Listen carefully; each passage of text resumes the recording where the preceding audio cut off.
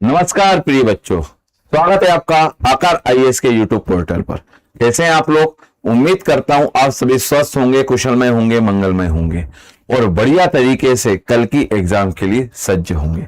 तो मैंने सोचा कल आप लोगों का पेपर है तो थोड़ी आप लोगों के साथ गुफ्तगू कर लूं और जो कल का यूनिट 2 है उसके कुछ क्वेश्चंस को आपके साथ एक बार थोड़ा सा ढंग से रिवाइज कर लें। 1-1.5 घंटे का एक छोटा सा सेशन है जिसमें हम देखेंगे कैसे प्रश्न आ सकते हैं, प्रश्नों की क्या प्रकृति आपको देखने वाली है, किस प्रकार से आप प्रश्नों को वहां पर हल करेंगे और प्रश्न आपको किस रूप में देखने को मिलेंगे, याद रखिएगा, है ना भाई। तो प्रश्नों की क्या प्रकृति रहने वाली है, प्रश्न आप किस रूप में हल करेंगे, इन सब पर हम यहाँ पर विशेष चर्चा आप लोगों के साथ करते हुए इस क्लास के सेशन को चालू करते हैं। ठीक है भाई, तो याद रखिएगा, बड़े ध्यान से, बड़ी गंभीरता के साथ, बड़ी सघनता के साथ, बड़ी व्यवहारता के साथ समझते चलिए। आइए भाई, यहाँ पर बोर्ड पर नजर बांधते हुए चलिए। आप देख रहे हैं जैसे एमपीएसआई मेंस का पेपर 2 का आपको पार्ट ए पर कर रहे हैं। कितना? पेपर 2 का पार्ट ए, याद रखिएगा। इसमें कुल कितनी यूनिट है? 13 यूनिट है। सबसे बड़ा यूनिट का पार्ट आपको देखने को मिलेगा। नमस्कार मिस्टर एम जी, अक्षय जी, आपका स्वागत है आकार आईएएस के ऑनलाइन पोर्टल में। तो आप देख रहे हैं इसमें कितना आपको देखने को मिलेगा। तो भाई कितनी? 13 यूनिट है। इन 13 यूनिट से अलग अलग प्रश्न आपको देखने को मिलेंगे। ठीक है भाई, कितने प्रश्न? 13, है ना भाई। तो अच्छे से दिमाग में बिठा कर चलना, समझते हो जी। अक्षय जी, स्वागत है आपका। ठीक है भाई, तो जितने बच्चे ऑनलाइन हैं बिल्कुल चिंता करिए, एक बेसिक से क्वेश्चन आप लोगों को मैं रिवाइज कराते हुए चलता हूं। एक कुछ क्वेश्चंस की श्रृंखला है। मेरा यह मानना है कि इनमें से अधिकतर क्वेश्चन हो सकता है आप लोगों की एग्जाम में 10 के 10 देखने को मिल जाए। तो आइए थोड़ा सा मेरे साथ पढ़ते हैं, जिससे आप लोगों का मूड भी फ्रेश होगा और कल की एग्जाम में थोड़ा सा खा पी के बैठे होंगे, आराम कर रहे होंगे, तो थोड़ा सा आप अपना एक रिवीजन भी कर लेंगे। बाकी याद रखिएगा, जिन जिन बच्चों को इस पूरे एमसीक्यू की करीब 450 करीब एमसीक्यू हैं, अगर आपको फाइल चाहिए है तो 9990765848 इस नंबर पर आप मुझसे संपर्क कर लीजिएगा। ठीक है भाई, 9990765848 नंबर पर आप मुझसे संपर्क कर लीजिएगा। ठीक है भाई, कोई दिक्कत तो नहीं। जिन जिन बच्चों को इस क्लास की फाइल लगेगी, पीडीएफ लगेगी, आप सभी लोग मुझ पर इस नंबर पर संपर्क कर लीजिएगा। आइए अब आगे बढ़ते हैं और आज का पहला क्वेश्चन, जिस प्रकृति के क्वेश्चन आपको देखने को मिलेंगे वो प्रकृति के क्वेश्चन देखिए। CRISPR किस पर? CAS9 तकनीक का मुख्य कार्य क्या है? कोशिका विभाजन को रोकना, डीएनए के विशिष्ट हिस्सों को काटना और संपादित करना, प्रोटीन संश्लेषण को तेज करना, वायरस को निष्क्रिय करना। याद रखिएगा, अब आप जब भी देखेंगे और इसको पढ़ेंगे तो ये तकनीक एक प्रकार की नवीन तकनीक के रूप में देखने को मिलेगी। इसे क्या कहते हैं? इसे क्या कहा जाता है? अगर आप लोगों ने पढ़ा होगा तो इसे कहते हैं जीन संपादन की तकनीक। ऐसे आपको एक नाम देखने को मिलेगा, बिरसा 101। क्या नाम देखने को मिलेगा? बिरसा 101 का नाम भी आपको देखने को मिलेगा। एक सेकंड रुकिएगा।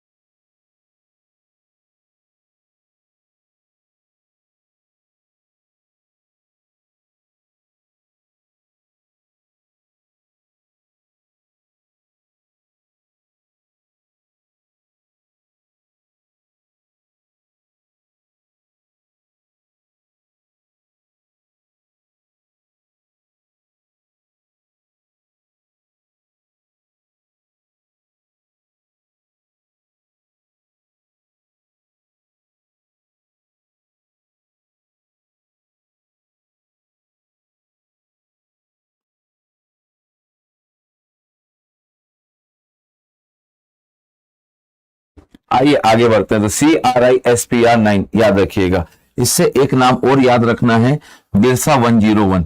ये किसके लिए आपको देखने को मिलेगा? सिकल सेल के लिए। इसे आप याद रखना। वैसे तो MPPSC में काफी इंपॉर्टेंट है ये, लेकिन यहां से क्वेश्चन नहीं आया इस बार MPPSC में, तो हो सकता है आप लोग याद रखना MPPSC में यहां से प्रश्न आप लोगों को भी देखने को मिल जाए। तो CRISPR, क्या नाम है बेटा? CRISPR। ऐसा क्वेश्चन आप लोगों की एग्जाम में आपको देखने को मिलेगा। अगला आपके इसमें टेक्नोलॉजी पर भी एक क्वेश्चन आ सकता है। 5G तकनीक में मिलीमीटर वेव का उपयोग किस कारण से किया जाता है? कौन सा बेटा? 5G तकनीक में मिलीमीटर वेव का उपयोग किस काम से किया जाता है? इसकी रेंज कम होती है और अवरोध में कमजोर होते हैं। आप लोगों ने देखा होगा आपके घर पर जो नेट है या इंटरनेट का कनेक्शन है, उसमें एक 5G डाटा चलता होगा और एक 9G डाटा, मतलब नॉर्मल डाटा 9G बोल दिया, माफी चाहता हूं, नॉर्मल डाटा। तो 5G तकनीक में जिसकी रेंज कम होती है और इसका अवरोध कम होता है। बेसिक से कंसेप्ट है, समझते जाइएगा, सुनते जाइएगा, चीजों को अच्छे तरीके से बैठते हुए चलना। अगला एक और क्वेश्चन है, बड़े ध्यान सुनना। mRNA वैक्सीन, कौन सी वैक्सीन है बेटा? mRNA वैक्सीन शरीर में किस प्रकार से कार्य करती है? यहां से भी क्वेश्चन आएगा। ये क्या करती है? शरीर कोशिकाओं को प्रोटीन बनाने का निर्देश, जैसे इसे प्रतिरक्षा में क्या आता है? बल आता है। ये mRNA वैक्सीन कब दी जाती थी? याद रखिएगा, कौन सी वैक्सीन है? mRNA वैक्सीन कब दी गई थी? तो ये आपको कोविड के समय काफी इंपॉर्टेंटली ये वैक्सीन दी गई थी। कब के समय? कोविड के समय ये वैक्सीन आपको दी गई थी। बहुत इंपॉर्टेंट वैक्सीन है mRNA। mRNA वैक्सीन ये किस प्रकार कार्य करती है? कोविड के समय कार्य करती हुई आपको दिखाई देगी। क्वांटम कंप्यूटिंग में क्यूबिट क्लासिकल बिट से किस प्रकार भिन्न है? क्वांटम कंप्यूटिंग में क्यूबिट क्लासिकल बिट से किस प्रकार से भिन्न है? ठीक है भाई। अब ये एक बेसिक सा क्वेश्चन आपको देखने को मिलेगा। इस बेसिक से क्वेश्चन का क्या अर्थ होगा? क्यूबिट केवल 0 1 के मान में रख सकते हैं। ठीक है भाई, क्यूबिट 1 और 0 दोनों अवस्थाओं में हो सकता है। कौन सा वर्ड चल रहा है? क्यूबिट। आप लोगों ने सुना होगा क्वांटम कंप्यूटर में क्यूबिट की एक अवधारणा आपको देखने को मिलती है। तो क्यूबिट क्या है? तो याद रखिएगा, क्यूबिट में सबसे इंपॉर्टेंट क्या होता है? 0 और 1 दोनों अवस्थाएं होती हैं। ये इस बार का बहुत इंपॉर्टेंट है क्योंकि नोबेल अवार्ड मिला है। नोबेल में क्या मिला है? क्वांटम टनल को अवार्ड मिला है। तो पढ़ते जाना, समझते जाना, बूझते जाना, क्लियरिटी के साथ दिमाग में पॉइंट बैठ रहा है कि नहीं बैठ रहा? जितने बच्चे ऑनलाइन है बताइएगा।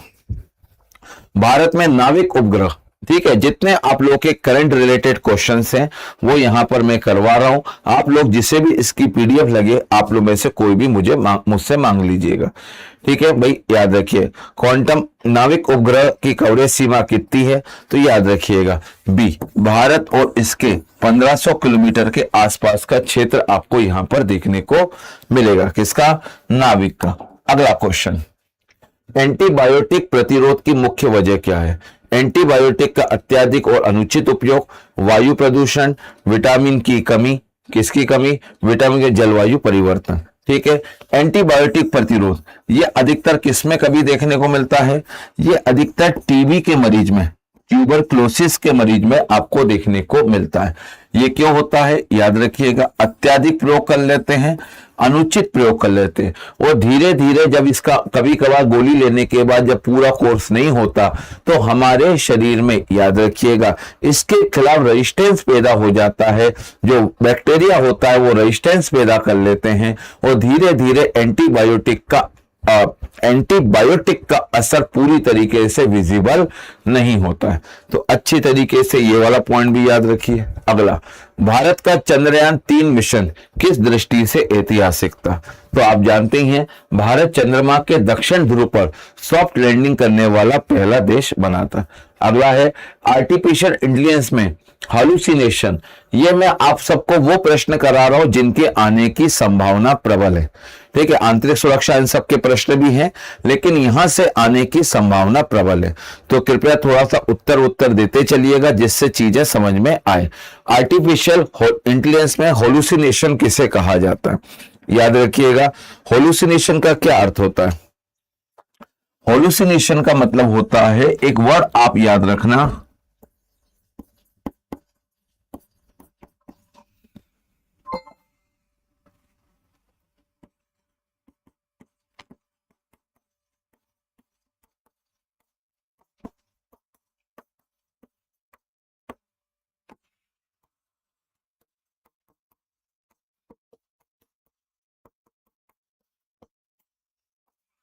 आत्मविश्वास, किससे? आत्मविश्वास के साथ साफ गोई के साथ झूठ बोलना। अर्थात एआई ऐसी गलत और काल्पनिक बात को एक बड़े आत्मविश्वास के साथ प्रस्तुत करता है। किसके साथ? आत्मविश्वास के साथ प्रस्तुत करता है। अरे वाह, ये तो बहुत अच्छी बात है। तो किसके साथ प्रस्तुत करना? आत्मविश्वास के साथ प्रस्तुत करना। इसे क्या कहा जाता है? इसे, इसका क्या नाम दिया जाता है बेटा? याद रखिएगा, इसे क्या कहते हैं? हालुसिनेशन कहा जाता है। क्या कहा जाता है? हालुसिनेशन इसका नाम दिया जाता है। अच्छी तरीके से दिमाग में बैठाकर चलना, ठीक है भाई। एआई, तो इसे क्या कहते हैं? एआई की विश्वसनीयता पर प्रश्न चिन्ह, ठीक है। तो याद रखना, हालुसिनेशन वर्ड क्या बेटा? होलुसिनेशन कहते हैं इसे। वैसे होलुसिनेशन एक प्रकार का मानसिक विकृति या पागलपन जिसमें व्यक्ति काल्पनिक घटनाओं को भी सच मानता है। वैसे ये होता क्या है? देखिए, एआई कहीं अलग से ज्ञान की खोज नहीं करता है। ये मानव के द्वारा दिए गए तथ्यों, आंकड़ों को इस प्रकार से संयोजित करके उत्तर का स्वरूप देता है जैसा हमें जरूरत पड़ती है, ठीक है भाई। तो ये बहुत अलग है। तो एक प्रकार से उत्तर देने का एक संयोजित तरीका है ना भाई, याद रखना। आगे बढ़ते हैं, अगला क्वेश्चन। भारत में यूपीआई यूनिफाइड संस्था के द्वारा विकसित किया गया, ठीक है भाई। ये किसके द्वारा विकसित किया गया? रिजर्व बैंक, नीति आयोग, भारतीय state bank, national payment corporation of India, NPCI. ये किसके द्वारा विकसित किया गया आपको देखने को मिलेगा। ये भी एक अच्छा क्वेश्चन है। तो यूपीआई को किसने किया बेटा? तो याद रखना, national payment corporation of India, NPCI के द्वारा इसे क्या किया गया है? विकसित किया गया है। ये भारत की बहुत बड़ी या पूरी कह सकते हैं एक विकसित रक्षा प्रणालियों में से आपको देखने को मिलेगा। याद रखिए, विश्व की रियल टाइम भुगतान प्रणाली कौन सी प्रणाली है? विश्व की रियल टाइम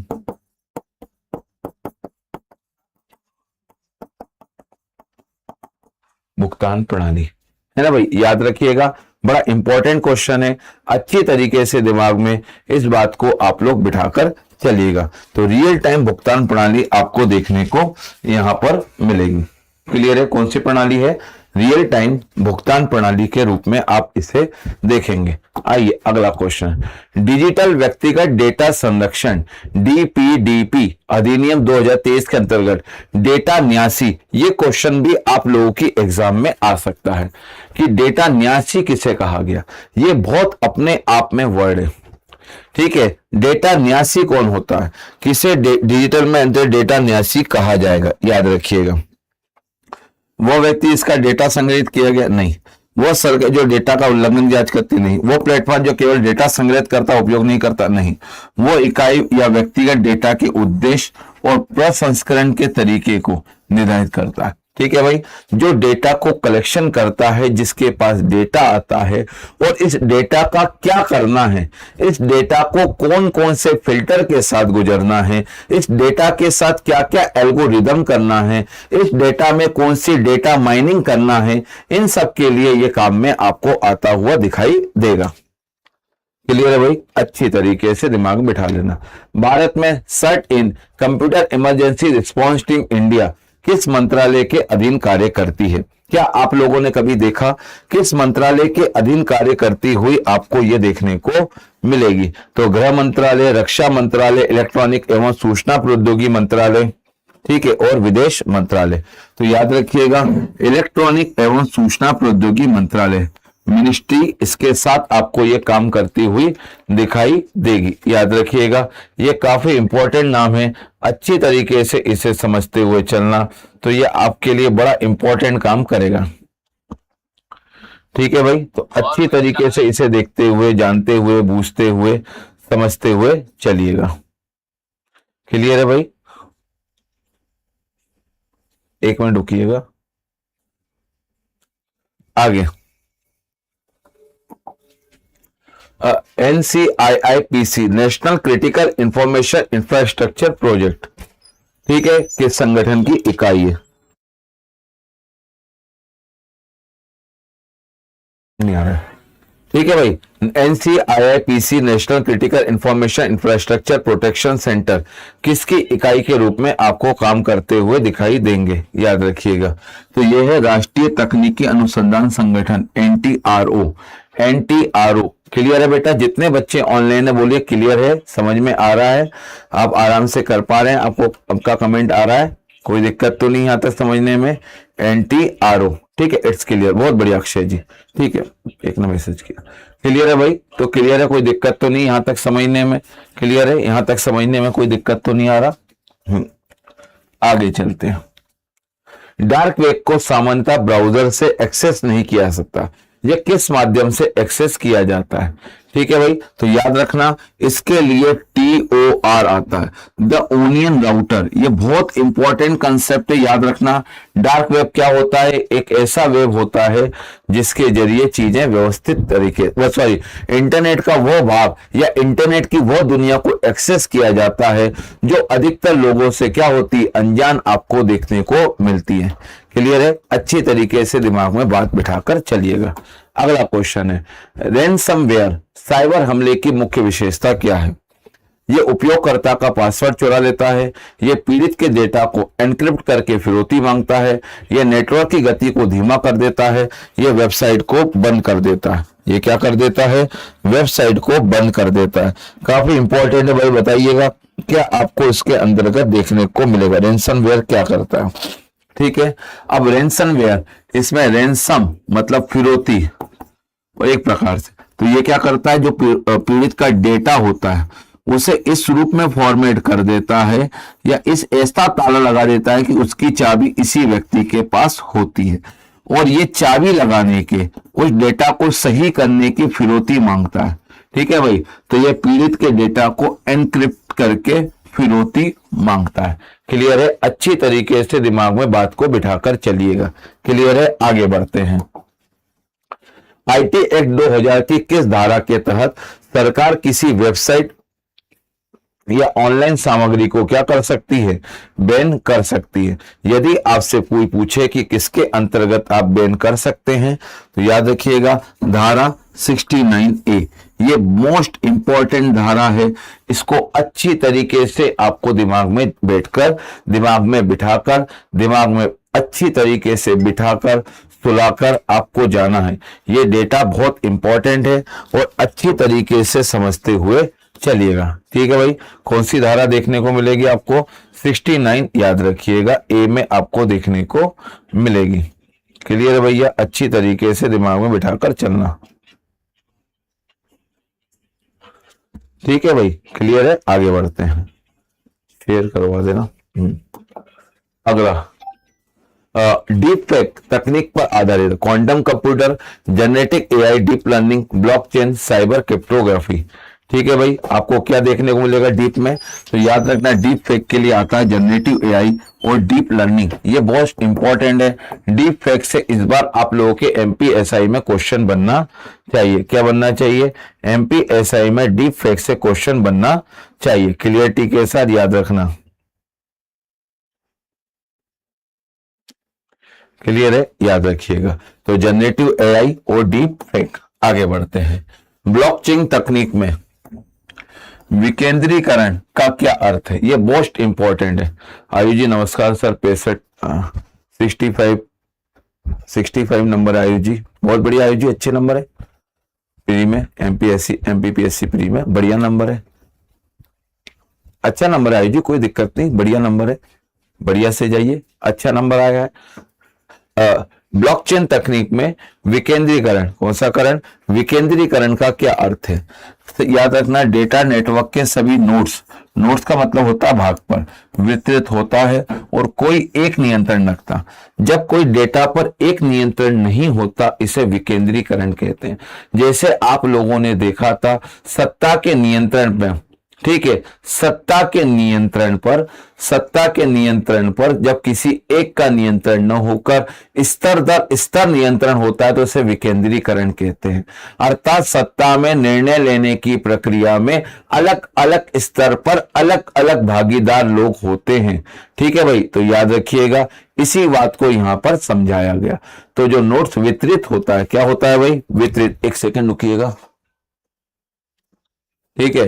तो याद रखना, तो एकल नियंत्रण नहीं होगा। क्या नहीं होगा? एकल नियंत्रण। तो आंसर क्या होगा? बी आंसर आपको देखने को मिलेगा। क्या आंसर देखने को मिलेगा? आपको बी आंसर देखने को मिलेगा। शर्मा जी आपकी भी जय हो, जय जयकार हो। कोई दिक्कत नहीं आयुष जी, मेरा नंबर है, अपन बाद में बात करते हैं। देख लूं यहाँ क्वेश्चन आंसर जरा।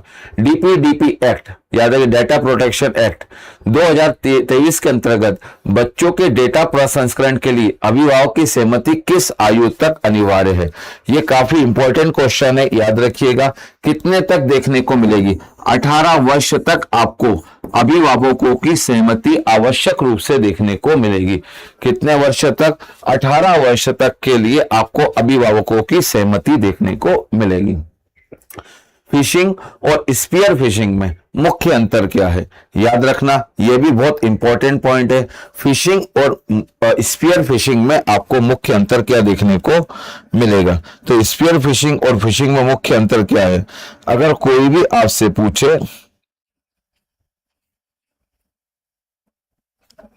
ठीक है, फिशिंग और स्पीयर फिशिंग में आपको क्या अंतर आपको देखने को मिलेगा? ठीक है भाई, फिशिंग व्यापक लक्ष्यों पर होती है, जबकि स्पीयर फिशिंग किसी विशिष्ट व्यक्ति या संगठन को निशाना बनाती है। देखिए भाई, फिशिंग का अर्थ क्या होता है? फिशिंग का सामान्य अर्थ होता है बहला फुसलाकर किसी व्यक्ति से धन हड़प लेना। लेकिन स्पीयर फिशिंग का मतलब होता है किसी व्यक्ति ने कोई खास संगठन, कोई खास वर्ग के व्यक्ति से ही अंतर करना, उसे स्पीयर का मतलब होता है एक प्रकार से भाला, जेवलिन को कहते हैं। लेकिन स्पीयर फिशिंग निशाना साध के मछली मारना, स्पीयर फिशिंग। और फिशिंग में क्या होता है? आपने कांटा डाल रखा है, जो फंस गया वो फंस गया। तो फिशिंग और स्पीयर फिशिंग, स्पीयर फिशिंग का मतलब क्या होता है? सामान्य सा अर्थ होता है कि भाई निशाना ताक कर मछली करना। अक्षय जी गुड इवनिंग, गुड इवनिंग, स्वागत है आपका, है ना। नमस्कार रोहित जी।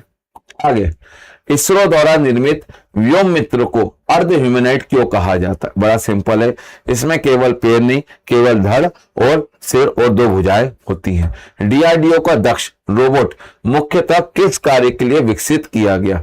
सीमा पर निगरानी के लिए, परमाणु संयंत्रों के निरीक्षण के लिए, आईईडी इम्प्रोवाइज्ड एक्सप्लोसिव डिवाइस का पता लगाने और नष्ट करने के लिए, और युद्ध क्षेत्र में घायल सैनिकों को बचाने के लिए।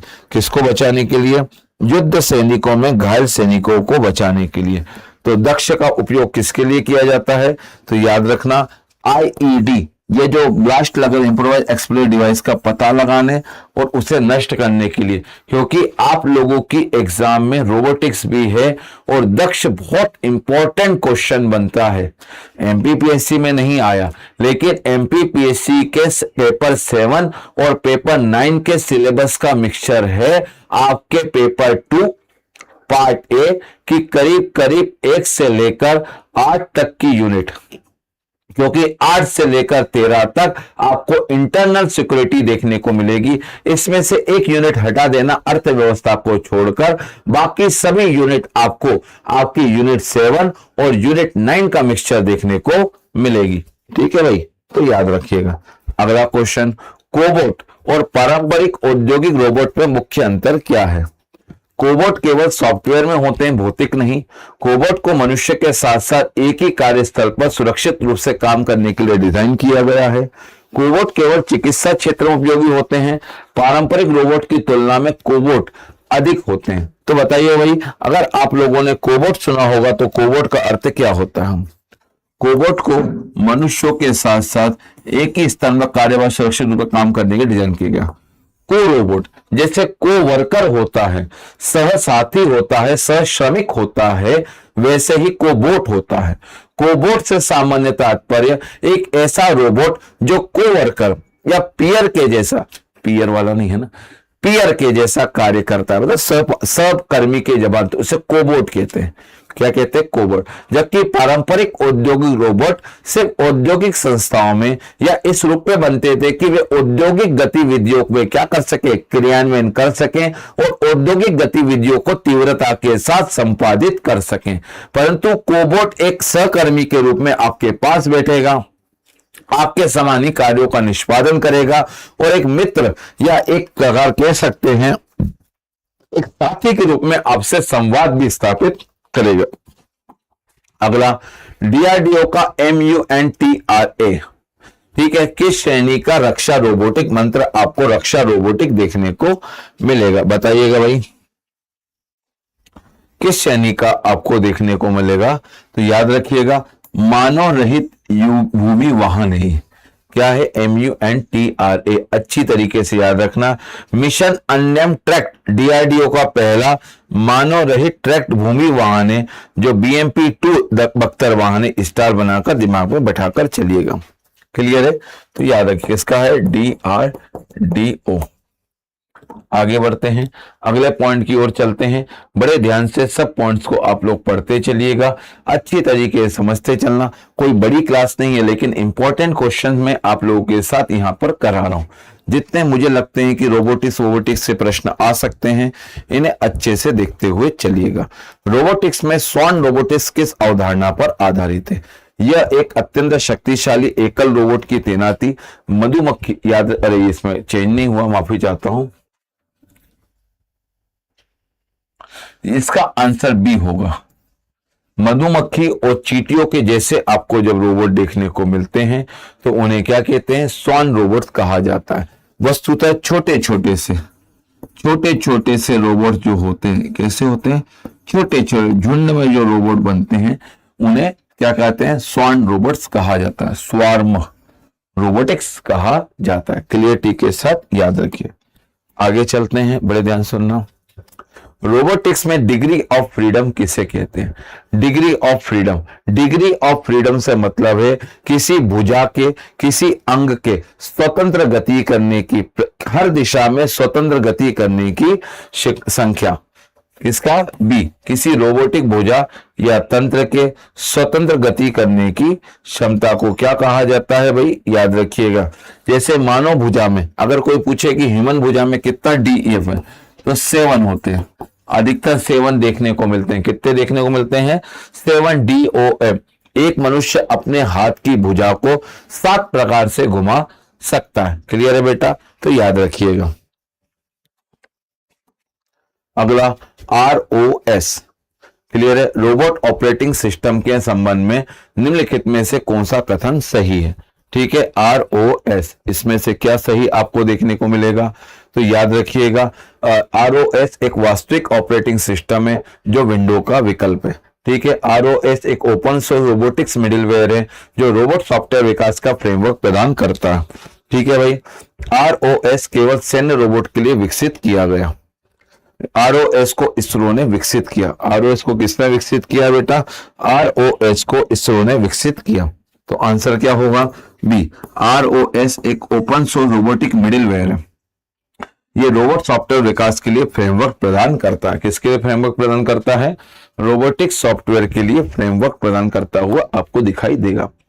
DRDO का CAIR, centre for artificial intelligence and robotics, कहां पर स्थित है? चलिए बताइएगा। DRDO का CAIR ये कहां पर स्थित है? जरा ढंग से बताइएगा, जरा व्यवस्थित तरीके से बताइएगा, कहां देखने को मिलेगा? तो याद रखना ये बेंगलुरु में आपको देखने को मिलेगा। कहां देखने को मिलेगा भाई? बेंगलुरु में आपको ये देखने को मिलेगा। अच्छी तरीके से दिमाग में बात को बिठाकर चलना। ये कहां पर हो रहा है भाई? बेंगलुरु में आपको देखने को मिलेगा, याद रखिएगा। क्या हालचाल? ठीक है भाई, आइए। टेली सर्जरी में रोबोटिक्स की भूमिका के संबंध में कौन सा तथ्य सही है? बताइएगा भाई, 1 सेकंड रुकना।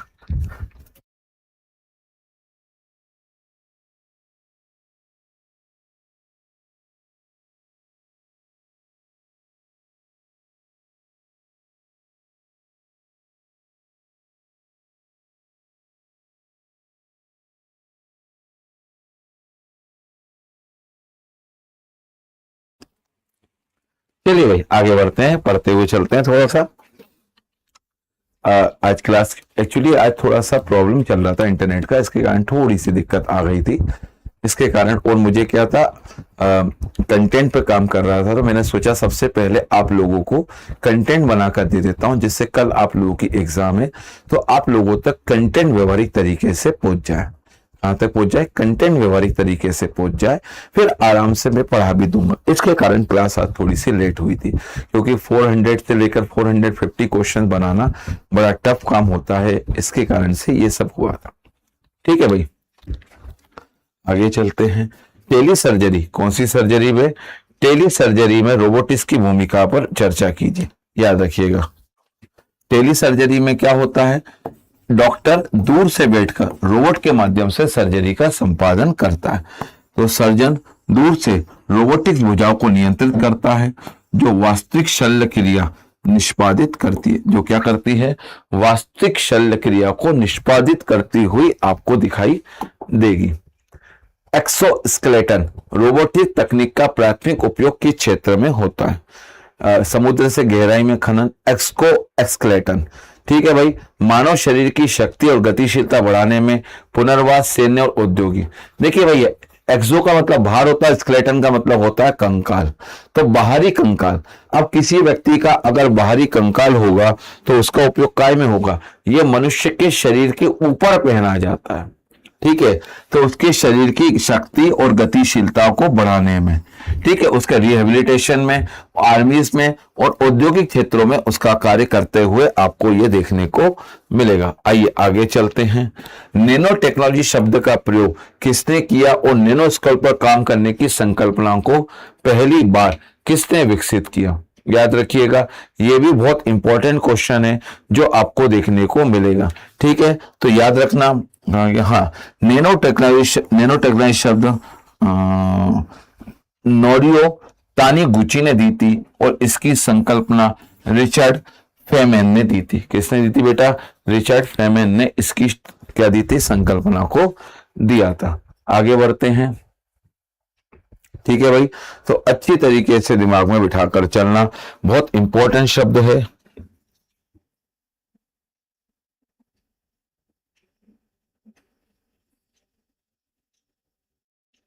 क्लियर है भाई? कोई दिक्कत तो नहीं आता समझने में? आइए अगला।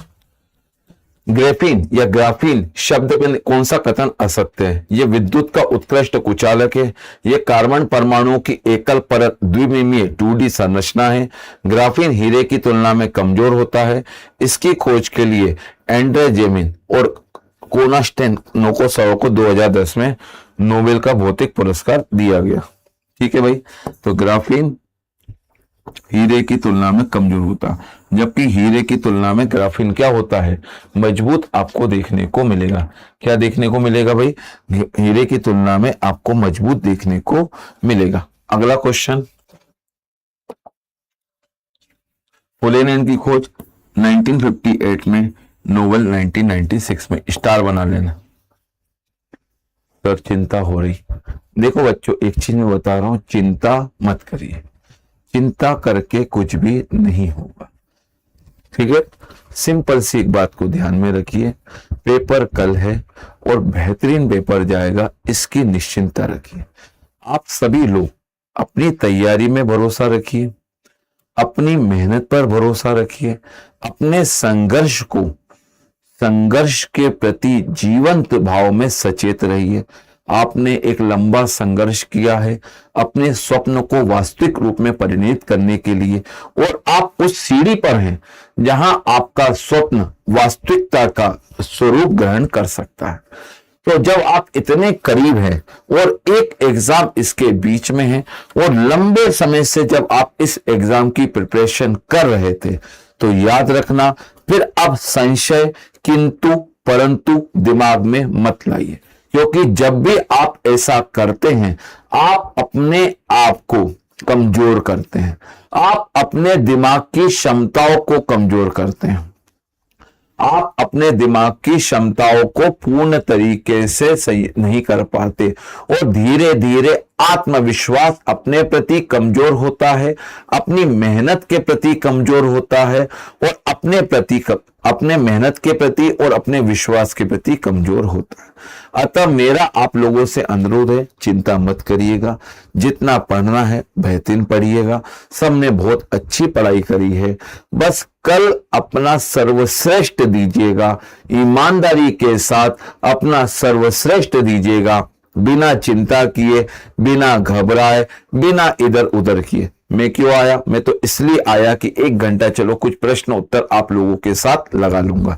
मेरी क्लास सुबह लगी थी, लेकिन कुछ कारणवश मैं ले नहीं पाया था, थोड़ी तबीयत खराब थी, लू भी लगी हुई थी, गर्मी लगी हुई थी, रात 2-3 रात से लगातार आप लोगों के लिए प्रश्न बना रहा था। तो मुझे तो कहा सर रहने दीजिए, लेकिन मेरा मन नहीं माना। मेरा चलो 10, 15, 25, 30 ही या 50 प्रश्न ही, लेकिन कुछ प्रश्न आप लोगों के साथ करके चलूंगा, कुछ प्रश्न आप लोगों के साथ लगाकर चलूंगा। रोज आया था, आज भी आऊंगा। ऐसा न हो जाए कि भाई सर के साथ एग्जाम से पहले बात नहीं हुई, आप बच्चों के मन में कोई भाव होगा, बिल्कुल बिंदास तरीके से कीजिएगा, कोई दिक्कत नहीं है। ठीक है, आप लोग के पास मेरा नंबर भी है, आप बिंदास तरीके से मुझसे बात कर सकते हैं, चर्चा कर सकते हैं, सब में आपको कोई समस्या नहीं आएगी। क्लियर है भाई? तो मेरी ये तीसरी मैराथन क्लास है 2, और इस क्लास की मैराथन के लिए मैंने शुरुआत में अपना नंबर लिख भी दिया था, आप मुझसे उसकी PDF भी प्राप्त कर लीजिएगा, कोई दिक्कत नहीं। ठीक है, आगे चलते हैं। भारत ने टोयोटा स्वच्छ में जल किस नैनो सामग्री का, याद रखना, चावल की राख और नैनो सिल्वर कणों का उपयोग किया था। भारत सरकार ने नैनो मिशन किस वर्ष और किस मंत्रालय के द्वारा लेकर आए? 2007 में विज्ञान एवं परमाणु मंत्रालय के द्वारा इसे लाया गया था। किसके द्वारा? विज्ञान और परमाणु प्रौद्योगिकी विभाग के द्वारा इसे लाया गया था। आगे बढ़ते हैं। IFFCO द्वारा विकसित nano DAP, nano ammonium phosphate के संबंध में कौन सा कथन सत्य है? याद रखिएगा, इसके संबंध में आपको कौन सा कथन सत्य देखने को मिलेगा। तो याद रखिएगा, ये बहुत इंपॉर्टेंट है। 500 मिलीलीटर की एक बोतल में 50 किलोग्राम के पारंपरिक DAP के बराबर, ठीक है, बराबर प्रभावी है। क्लियर है? अच्छी तरीके से दिमाग में बिठाकर चलना। विकसित नैनो DAP क्या है बेटा? Nano DAP। अगला क्वेश्चन, क्वांटम डॉट्स, ये काफी लेटेस्ट और काफी इंटरेस्टिंग टेक्नोलॉजी है।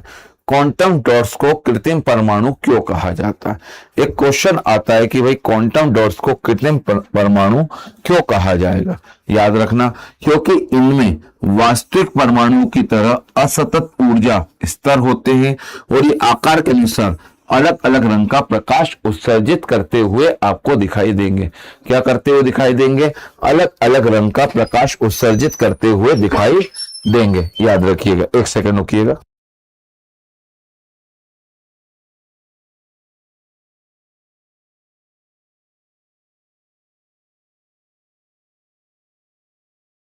आइए भाई आगे बढ़ते हैं। कोविड-19 mRNA कौन सा है? कोविड-19 mRNA। कोविड-19 mRNA वैक्सीन फाइजर बायोटेक और मॉडर्ना नैनो टेक्नोलॉजी क्या भूमिका है? अपन सिर्फ जितने साइंस एंड टेक्नोलॉजी के क्वेश्चंस हैं उन सबको यहां पर देखते हुए आपके साथ बड़ी अच्छी तरीके से चलेंगे। तो ठीक है, इन क्वेश्चंस को पढ़ते चलना, ये काफी इंपॉर्टेंट है। क्या है? लिपिड नैनो पार्टिकल NNP ने mRNA को एंजाइमों से बचाते हुए कोशिकाओं तक पहुंचाया। ठीक है, कौन सा है? Lipid nano particle. Nano particle एक प्रकार से यहां पर वाहक का काम करते हैं और वाहक का काम करते हुए एंजाइमों से बचाते हैं। किसको? राइबोस न्यूक्लिक एसिड को, और सीधे कोशिकाओं तक पहुंचा देते हैं, जो कोशिकाओं को क्या संदेश देता है कि भैया प्रोटीन का निर्माण करो। किसका निर्माण करो? प्रोटीन का। क्यों निर्माण करना है? क्योंकि कोविड आएगा, तो कोविड के समय प्रोटीन किसका काम करता है? प्रतिरक्षा तंत्र का काम कर। कितना सरल है। एक डाकिया है, याद रखिएगा। ठीक है, नमस्कार नमस्कार, गुड इवनिंग। तो एक डाकिया है, डाकिये के पास बहुत महत्वपूर्ण संदेश है। वो संदेश अगर राज्य की रियासत को पहुंच गया तो रियासत पहले से तैयार हो जाएगी कि भाई आक्रमण हो सकता है। और उसके लिए वो संसाधनों का निर्माण करना, संसाधनों का दोहन करना और एक प्रकार से दुर्ग को मजबूत करेगी। लेकिन बीच में एक क्या आता है, बीच में क्या है भाई, याद रखना, ऐसे दुश्मन है जो डाकियों को पहुंचने नहीं देंगे। तो ये नैनोलिपिड क्या करता है, एक प्रकार का छद्म आवरण है, एक अदृश्य चोगा पहना देता है और इस अदृश्य चोगे से पहनकर डाकिया इन दुश्मनों से बचते हुए कहां पहुंच जाता है, कोशिकाओं तक पहुंच जाता है या दुर्ग तक पहुंच जाता है और राजा को या कोशिकाओं को संदेश दे देता है कि भाई प्रोटीन का निर्माण करो, जल्दी हम पर हमला हो सकता है और हमें अपनी प्रतिरक्षा तंत्र को मजबूत करना होगा। ये वाला काम था। तो कौन करता है बेटा, लिपिड नैनो पार्टिकल, जिसे LNP कहा जाता है। क्या कहा जाता है, LNP ना। बहुत अच्छा क्वेश्चन है, याद रखिएगा, लिपिड नैनो पार्टिकल है ना भाई, अच्छे से बताइए समझना। अगला क्वेश्चन, भारत का पहला समर्पित नैनो विज्ञान संस्थान INST institute of nano science and technology कहां पर स्थित है। याद रखिएगा भाई, मोहाली में। कहां पर स्थित है भाई, मोहाली में आपको स्थित देखने को मिलेगा। कहां स्थित देखने को मिलेगा, मोहाली में। अच्छे से याद रखना, ये क्वेश्चन आप लोगों की एग्जाम में आना चाहिए। क्लियर है। नैनोटॉक्सिकोलॉजी की प्रमुख चिंता क्या है, नैनोकण केवल धातुओं को नष्ट करते हैं, नैनो टेक्नोलॉजी अत्यंत महंगे हैं, नैनोकण विद्युत ऊर्जा का बहुत अधिक उपभोग करते हैं, नैनोकण जैविक बाधाओं को पार कर शरीर में विषाक्त प्रभाव डालने का काम करते हैं। ठीक है भाई, तो याद रखिएगा नैनोटॉक्सिकोलॉजी का अर्थ क्या है। टॉक्सिक का मतलब कभी भी जब भी आप पढ़ेंगे तो एक जहर के रूप में देखने को मिलेगा। किसके रूप में, जहर। तो नैनोकण जैविक बाधाओं को पार कर शरीर में विषाक्त प्रभाव डालते हैं, शरीर में विपरीत प्रभाव डालते हैं। जब नैनो टेक्नोलॉजी के द्वारा या नैनो कणों के द्वारा शरीर में विपरीत प्रभाव डालता है, टॉक्सिक प्रभाव आपको डलते हुए दिखाई देंगे, तो इसे क्या कहेंगे, नैनोटॉक्सिकोलॉजी कहा जाता है। आगे चलते हैं, बड़े ध्यान से पढ़ना। जनरेटिव एआई और पारंपरिक प्रेडिक्टिव एआई के बीच में क्या अंतर है, ये क्वेश्चन आना चाहिए। ये इस समय का काफी इंपॉर्टेंट क्वेश्चन आपको देखने को मिलेगा। जनरेटिव एआई जनरेट करती है, किसी चीज का निर्माण करती है, मौजूद डेटा के आधार पर नया कंटेंट बना सकता है। ठीक है भाई, मुख्य अंतर। जबकि पारंपरिक प्रेडिक्टिव एआई कोई नया कंटेंट नहीं बना सकता, वो उसी कंटेंट को और अच्छे स्वरूप में और सजा बुझा के दे सकता है। ठीक है, मौजूदा कंटेंट, जैसे आपने कहा इस पर क्या और हो सकता है, तो उसी को अच्छे अच्छे बना कर देगा, लेकिन कुछ नए डायमेंशन देने की उसमें नहीं है। तो जनरेटिव, या देखिए चैट जीपीटी जनरेटिव एआई, वो क्या करता है, उसी पर नया टेक्स्ट नया इमेज बनाकर, और प्रेडिक्टिव एआई मतलब ये ऐसा करे, प्रिडिक्ट कर सकते हैं, अनुमान लगा सकते हैं। आर्टिफिशियल इंटेलिजेंस संदर्भ में ट्यूरिंग टेस्ट का उपयोग कहां किया जाता है। ठीक है, तो याद रखना ट्यूरिंग टेस्ट एमपीपीएससी में भी आ चुका है, और इसका अर्थ क्या है, यह जानने के लिए कि क्या मशीन मनुष्य के समान बुद्धिमत्तापूर्ण व्यवहार कर सकती है, इसको जानने के लिए क्या किया जाता है बेटा, ट्यूरिंग टेस्ट किया जाता है। क्लियर है बेटा, कौन सा टेस्ट किया जाता है, ट्यूरिंग टेस्ट। मशीन लर्निंग में सुपरवाइज लर्निंग का क्या अर्थ है, याद रखिए मशीन लर्निंग का क्या अर्थ होता है, पहले आप लोग ये बताइए। यदि आपने मशीन लर्निंग को समझ लिया तो एक प्रकार से कंप्यूटर की जो इनर कोडिंग होती है, बाइनरी कोडिंग है, इसे मशीन लर्निंग में सुपरवाइज लर्निंग का क्या मतलब आपको देखने को मिलेगा। ठीक है भाई, तो सुपरवाइज लर्निंग का मतलब है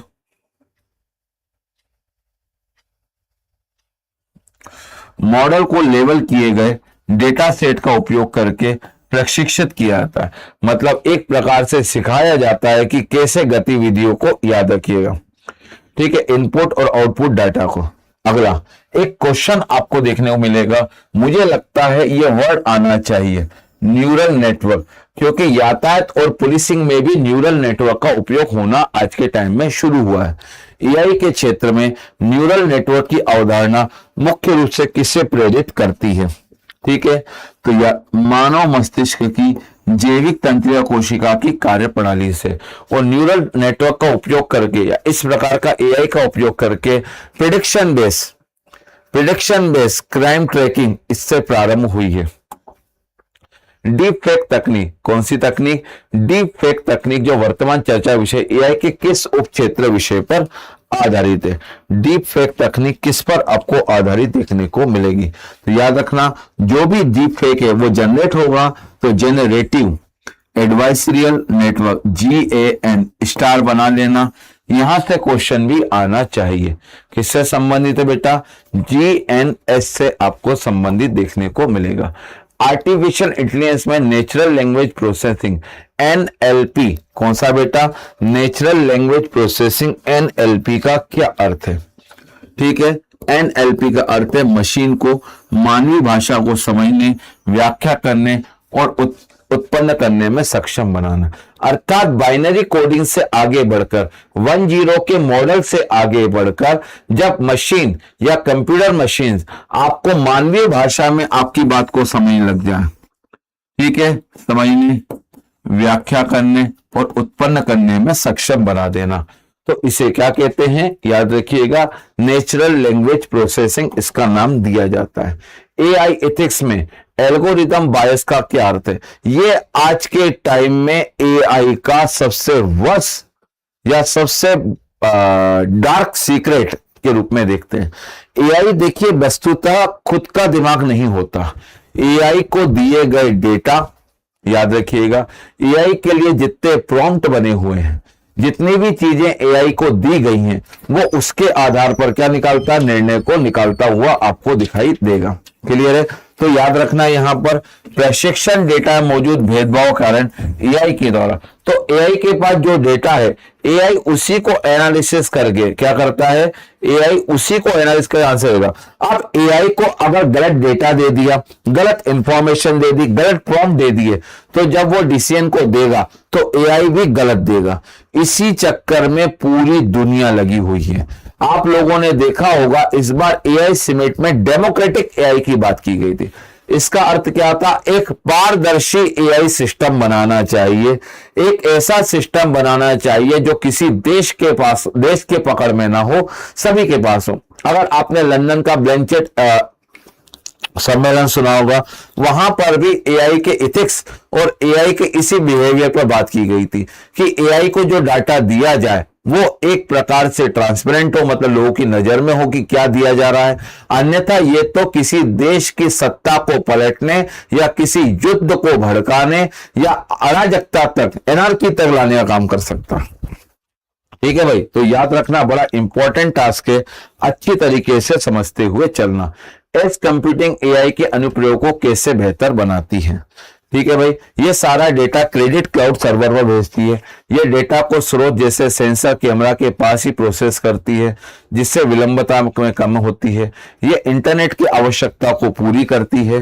ये केवल सुपर कंप्यूटरों के लिए उपयोगी है।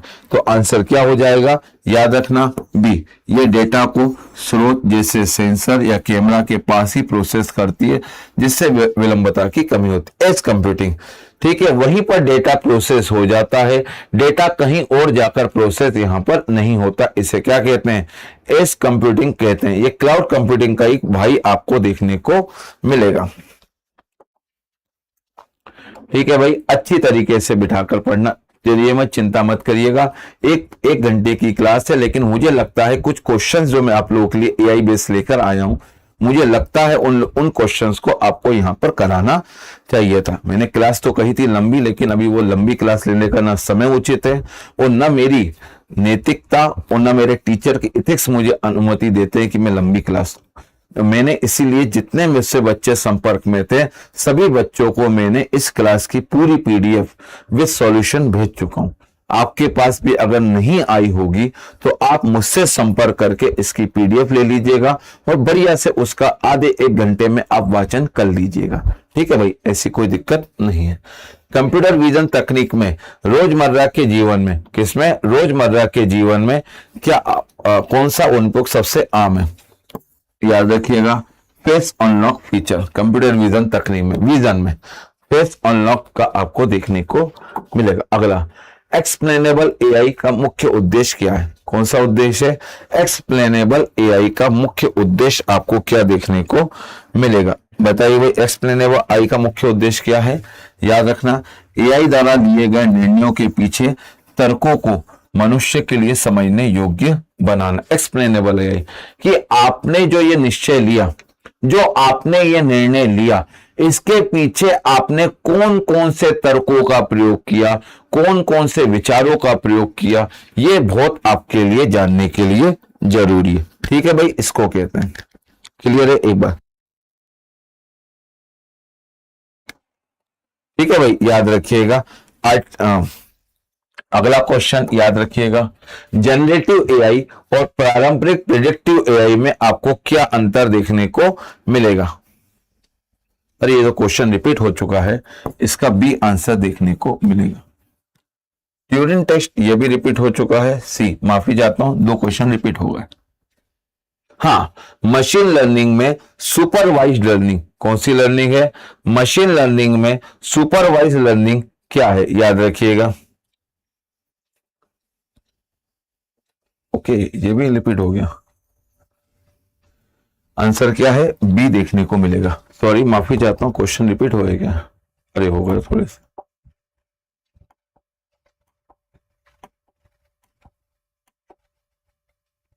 हाँ, पेटेंट का क्वेश्चन। सॉरी, कुछ क्वेश्चन लगता है रिपीट हो गए, रिपीट फॉर्मेट में कुछ क्वेश्चन चले गए, माफी चाहता हूं। ठीक है भाई, कॉपीराइट में आपको क्या देखने को मिलेगा? पेटेंट प्रदान करने की मानक अवधि भारत में सामान्यतः कितनी देखने को मिलेगी? ठीक है भाई, तो याद रखिएगा 20 वर्ष की पेटेंट करने की अवधि आपको देखने को मिले। कितने वर्ष की? 20 वर्ष की अवधि पेटेंट करने की आपको देखने को मिलती है। कितने की? 20 वर्ष की। अच्छे तरीके से याद रखिएगा। ठीक है, क्यों? क्योंकि आपके इसमें टॉपिक में एक विपो दिया गया है, वर्ल्ड इंटेलेक्चुअल प्रॉपर्टी ऑर्गेनाइजेशन, जो जिनेवा में कॉपीराइट के संदर्भ में किसी लेखक की साहित्य कृति को उसके जीवन काल के अतिरिक्त और कितने समय की सुरक्षा प्राप्त होती है। ठीक है भाई, कितने समय की सुरक्षा प्राप्त होती है उसके जीवन काल के अतिरिक्त। ठीक है भाई, तो याद रखना 60 वर्ष की सुरक्षा प्राप्त होती है। कितने वर्ष की? 60 वर्ष की सुरक्षा आपको यहां पर देखने को मिलेगी। तो अच्छे से याद रखना, ये बड़े इंपॉर्टेंट क्वेश्चंस हैं। आगे बढ़ते हैं। भौगोलिक संकेतक जीआई टैग प्राप्त करने के बाद इसकी पंजीकरण वैधता, किसकी वैधता? पंजीकरण वैधता कितने समय के लिए होती है? ये 10 वर्ष की इसकी पंजीकरण वैधता आपको देखने को मिलेगी। कितने की? 10 साल की। आगे, विश्व बौद्धिक संपदा द्वारा प्रशासित मैड्रिड प्रोटोकॉल का मुख्य रूप से किससे संबंधित है? ट्रेडमार्क का अंतरराष्ट्रीय जब आप पंजीकरण कराते हैं, आपका मार्का, आपका ट्रेडमार्क, आपका व्यापारी चिन्ह जब अंतरराष्ट्रीय स्तर पर चलता है तो उसे मैड्रिड प्रोटोकॉल के अंतर्गत देखा जाता है। ठीक है भाई, सॉरी मैड्रिड, माफी चाहता हूं। ठीक है, एक आवेदन के माध्यम से दुनिया कई देशों में ट्रेडमार्क की पंजीकरण की सुविधा प्रदान करता है। ठीक है भाई, आगे भारतीय पेटेंट कानून में अनिवार्य लाइसेंसिंग का प्रावधान मुख्य रूप से किस परिस्थितियों में लागू किया जाएगा? याद रखिएगा, ये किस रूप में लागू होता है? यदि आप सार्वजनिक स्वास्थ्य, आपातकाल या राष्ट्रीय सुरक्षा के मामले में अनिवार्य लाइसेंसिंग का लागू किया जाएगा। पढ़ते चलना, थोड़ा सा स्पीड है, समझा कम रहा हूं क्योंकि इसके पीछे मुख्य कारण, समझाने कम के पीछे मुख्य कारण बस एक ही है कि बस मेरा आप लोगों से यहां पर क्वेश्चन आंसर लगवाने का पंगा है। ठीक है भाई, बाकी ऐसा कोई अलग नहीं है। रुपेश जी प्रणाम प्रणाम, स्वागत है आपका। आइए, ट्रेड सीक्रेट व अन्य बौद्धिक संपदा अधिकारों के मध्य मुख्य अंतर क्या है? ट्रेड सीक्रेट के लिए पंजीकरण अनिवार्य है। इसकी सुरक्षा कोई निश्चित समयावधि नहीं होती, जब तब तक जानकारी गुप्त रहती है। इसे केवल 10 वर्षों के लिए सुरक्षित रखा जाता है। ठीक है भाई, या इसे केवल तकनीकी आविष्कारों पर लागू किया जाता है। तो याद रखना, इसकी सुरक्षा की कोई निश्चित समयावधि नहीं होती जब तक जानकारी गुप्त रहती है। क्लियर है? अच्छी तरीके से दिमाग में बात को बिठाकर चलना, क्लियरिटी के साथ कंसेप्ट समझते हुए चलना। औद्योगिक डिजाइन अधिकार के तहत, ये मैं क्यों पढ़ा रहा हूं? क्योंकि टॉपिक है आपका विपो, WIPO, इसके कारण से मैं आपको यहां पर पढ़ा रहा हूं। ठीक है, औद्योगिक डिजाइन के तहत किसी उत्पादन के किन पहलुओं की सुरक्षा प्रदान की जाती है? उत्पादन के दृश्य कैसा दिखता है, आकार उसका कैसा होगा, विन्यास, विजुअल अपीयरेंस को बनाया जाता है औद्योगिक डिजाइन, कि आप अब वैसा प्रोडक्ट नहीं बना सकते जैसा प्रोडक्ट था। क्लियर है? अच्छे तरीके से दिमाग में बिठाकर चलना। ट्रिप्स समझौता, ये बहुत इंपॉर्टेंट है भाई। ट्रिप्स समझौता WTO, इसे पढ़कर जाना। उम्मीद है ऐसा प्रश्न आप लोगों की एग्जाम में देखने को मिलेगा। ठीक है, कौन सा प्रश्न है? कौन सा प्रश्न यहां पर बोला मैंने? ट्रिप्स। ट्रिप्स किसका था? WTO का आपको देखने को मिलेगा, ट्रिप्स WTO के द्वारा। ठीक है, अगला, भारतीय संदर्भ में पारंपरिक ज्ञान डिजिटल लाइब्रेरी की स्थापना का प्रारंभिक उद्देश्य क्या था? ठीक है भाई, भारत के पारंपरिक ज्ञान की बायोपायरेसी और गलत पैटर्न को रोकना। भारत ने अपनी पारंपरिक डिजिटल ज्ञान लाइब्रेरी निकाली। इसकी स्थापना का मुख्य उद्देश्य भारत के पारंपरिक ज्ञान की बायोपायरेसी, मतलब कोई और न चुराए और गलत पैटर्न न करे कि भाई ये तो हमारा है। भारत ने पहले घोषित कर दिया ये हमारा है। एवरग्रीनिंग ऑफ पैटर्न, कौन सा वर्ड है बेटा? एवरग्रीनिंग ऑफ पैटर्न का क्या अर्थ आपको देखने को मिलेगा? एवरग्रीनिंग ऑफ पैटर्न का अर्थ है किसी उत्पादन में मामूली बदलाव करके पैटर्न की अवधि को बढ़ाने का प्रयास करना। जैसे आपके पास कोई चीजें हैं और आपको लगता है कि इसका पैटर्न खत्म होने वाला है, तो क्या करें? आप उसमें थोड़ा सा चेंज कर लेंगे, तो ये क्या हो जाएगा? एवरग्रीनिंग। इसे फिर से आप पैटर्न कर सकते हैं कि इनमें मैंने ये नई तकनीक जोड़ी, अब पैटर्न हो गया, तो ऐसा वाला भी आपको देखने को मिलेगा। भारत में पर्यावरण संरक्षण अधिनियम किस वर्ष पारित किया गया, जिसे छाता कानून या लेजिस्लेटिव अमृत कहा जाता है? तो 1986 कब पारित किया गया बेटा? 1986 में भोपाल गैस त्रासदी के बाद भारत सरकार ने पर्यावरण संरक्षण के लिए इसका काम किया था। क्लियर है बेटा? अच्छे से याद रखना। यूट्रोफिकेशन की प्रक्रिया के परिणाम स्वरूप, किसके परिणाम स्वरूप? यूट्रोफिकेशन की प्रक्रिया के परिणाम स्वरूप जल निकायों में किसकी कमी हो जाती है? यूट्रोफिकेशन का मतलब होता है एक प्रकार से पानी में खाद्य की, जल पोषक तत्वों की वृद्धि हो जाती है, जिसमें नाइट्रोजन और फास्फोरस होता है। इससे सूक्ष्म जीव संख्या बढ़ती है। सूक्ष्म जीव जल की ऑक्सीजन का उपयोग करते हैं। इससे जल की घुलित ऑक्सीजन, डिजॉल्व ऑक्सीजन की कैपेसिटी क्या हो जाती है? कम हो जाती है। किसकी कैपेसिटी? डिजॉल्व ऑक्सीजन की कैपेसिटी यहां पर कम होती हुई आपको दिखाई देगी। भारत में पर्यावरण प्रभाव आकलन की प्रक्रिया को वैधानिक दर्जा किस कानून के द्वारा दिया गया? ठीक है भाई, अगला क्वेश्चन बड़ा इंपॉर्टेंट है। भारत में पर्यावरण आकलन के लिए किसे दिया गया है? तो बहुत इंपॉर्टेंट है, पर्यावरण संरक्षण अधिनियम 1986। मैं बार बार आंसर बी क्यों दिया? क्योंकि आप इजीली पढ़ते चलें, बार बार अंडरस्टैंडिंग के साथ चीजों को समझते हुए चलिएगा। अगला, वायु प्रदूषण के संदर्भ में पर्टिकुलर मैटर का आकार निम्न में किसके ऊपर दिया गया था? ठीक है, पर कितना आकार कितना होना चाहिए? ऊपर आंसर लिखा ही था,